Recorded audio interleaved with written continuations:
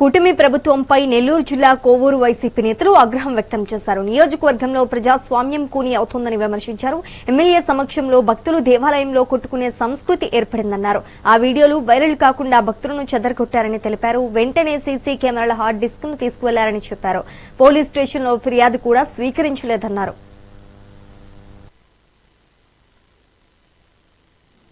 దేవాలయాల్లో జరిగే అన్యాయాలని చూస్తానే ఉన్నాం.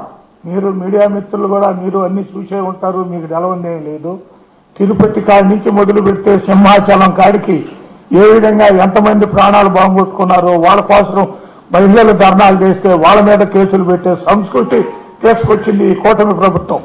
మరి ఏం చేస్తున్నారు? నిన్న మా కోవూరు మండలంలో ఒక చిన్న దేవాలయంలో భక్తులు ఆడపిల్లలు అందరూ ఉండగా ఎవరో ఒక అక్కడ దాన్ని కార్యనిర్వాహకుడిగా చూసి అతను ఏదో ఎమ్మెల్యే గారి ప్రోగ్రాంలో అడిగితే అతని మీద ఈ తెలుగుదేశం గోండాలు అపరిచితంగా దాడి చేసి హింసించడం జరిగింది.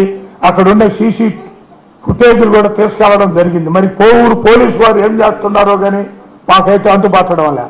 మేము ఏదన్నా ఒక మాట మాట్లాడితే ముట్టుకు మాకు నోటీస్ ఇచ్చేదైతే నేర్చుకొని ఉన్నారు. అంతకు మించి చేసింది ఏమీ లేదు.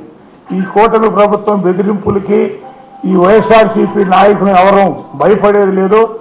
అందువల్ల ఖచ్చితంగా మీరు దీని మీద చర్య తీసుకోకుంటే దీని మీద తప్పకుండా కోవూరు ఎమ్మెల్యే గారు మూల్యం చెల్లించుకోక తప్పదని చెప్పి హెచ్చరించుకుంటూ, ఇవాళ రైతుల పరిస్థితి కాడికి వస్తే ఇవాళ యూరియా కార్డులు రాస్తున్నారు. రెండో పంట స్టార్ట్ అయింది.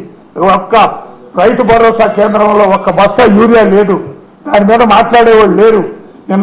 నిన్న ఐఏబీ సమావేశంలో మీ కూటమి ప్రభుత్వం మంత్రులే ఇసుగిచ్చుకొని ఒకరికొకరు దూషించుకొని పక్కకు పోయిన ఘటన కూడా చూసావు. నిన్న కాక మొన్న జరిగిన ఐఏబీ మీటింగ్ లో కేవలం సీనియర్ మంత్రి రామనారాయణ రెడ్డి అలిగి పక్కకు పోయిన దాఖలాలు ఉన్నాయి. అందువల్ల రైతులు కూడా చాలా ఇబ్బంది పడతా ఉన్నారు. రెండో పంటకు సాగుకు అందరూ నారుమళ్లు సిద్ధం చేసుకున్నారు. యూరియా అవసరం అయితే ఒక్క బస్తా ఎక్కడా లేదు. కోవూరు మండలంలో కొత్త సాంప్రదాయం వచ్చింది. నేను అభివృద్ధి గురించో లేదంటే ఏదైనా ఒక సమస్య గురించో ప్రెస్ మీట్ పెట్టి మాట్లాడడం జరిగితే వెంటనే కూటమికి సంబంధించిన మండలంలో ఎంత మంది ఉన్నారో అంతమంది ఒక దగ్గర ఏర్పడి వాళ్ళు మేము అడిగిన దానికి సమాధానం చెప్పలేక భూత పురాణం ఎత్తుకుంటారు. ఇది కొత్త సాంప్రదాయం కోవూరులో.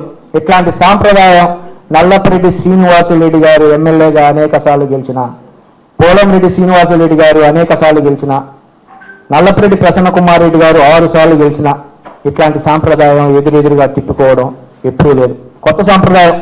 మేము ఈరోజు ప్రెస్ మీట్ పెట్టాం, రేపు ఉదయాన్నే వాళ్ళు బూతు పురాణం పత్రికా సాక్ష్యాలకు ఎదురుగానే చెప్తా ఉన్నాను నేను అన్నమాట. రేపు ఉదయాన్నే బూతు పురాణం అని చెప్పి నా బూతులు తిట్టడం ఇది మంచి సాంప్రదాయం. రేపు కూడా ఇదే బూతు పురాణాన్ని వాళ్ళు కొనసాగిస్తారు. ఇట్లాంటిది మంచి పరిపాలన, ఇది మంచి ప్రభుత్వం. Thank you. కోవూరు